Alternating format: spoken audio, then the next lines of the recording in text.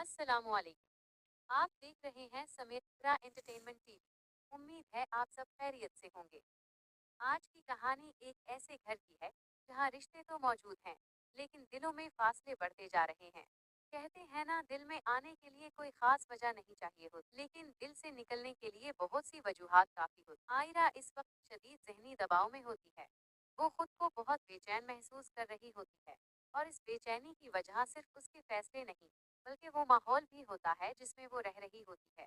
कामयार की माँ को आयरा का रवैया एक आंख नहीं भाता।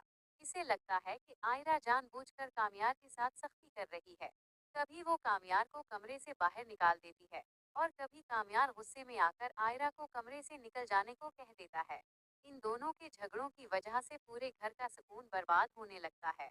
जब कामयार की माँ आयरा को समझाती है और कहती है, तुम कामयार के साथ ये कैसा बर्ताव कर रही हो, तो आयरा भी फौरन जवाब देती है, आप खुद अपने शौहर के साथ जो करती आई हैं वो सबको नजर नहीं आता क्या? ये बात सुनकर कामयार की माँ का गुस्सा और बढ़ जाता है। वो कामयार से कहती है, तुम दोनों ने घर को तमाशा बना रखा है। कभी आयरा तुम्हें कमरे से बाहर निकाल देती है, और कभी तुम उसे बाहर कर देते हो। तुम दोनों की वजह से पूरे घर का माहौल खराब हो रहा है। आयरा भी पीछे हटने वाली नहीं होती। वो कहती है, ये हमारा जाती मामला है। अगर आपको अपनी गलतियां नजर नहीं आती, तो फिर मेरी गलतियों पर भी एतराज ना करें। इस पर कामयार की माँ सख्त लहजे में कहती है, ये कोई जाती मामला नहीं है। अगर है भी तो उसे अपने कमरे तक महदूद रखो। आज के बाद कामयार को कमरे से बाहर मत निकालना।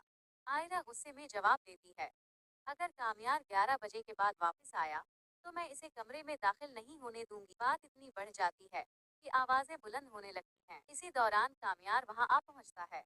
वो आयरा को समझाता है और उसे अपने साथ ले जाता है।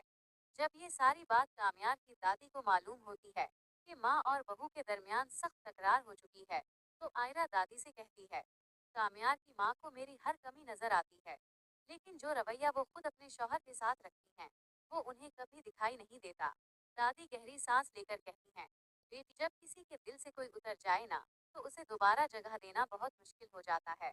और यही वो मोड़ होता है जहाँ से इस कहानी की असल आजमाइश शुरू होती है। अगर आपको हमारी आज की कहानी अच्छी लगी हो, तो वीडियो को लाइक करें, चैनल को सब्सक्राइब करें, और इसे दूसरों के साथ शेयर जरूर करें। हम मिलेंगे अगली वीडियो में एक नई कहानी के साथ। अल्लाह हाफ़िज़।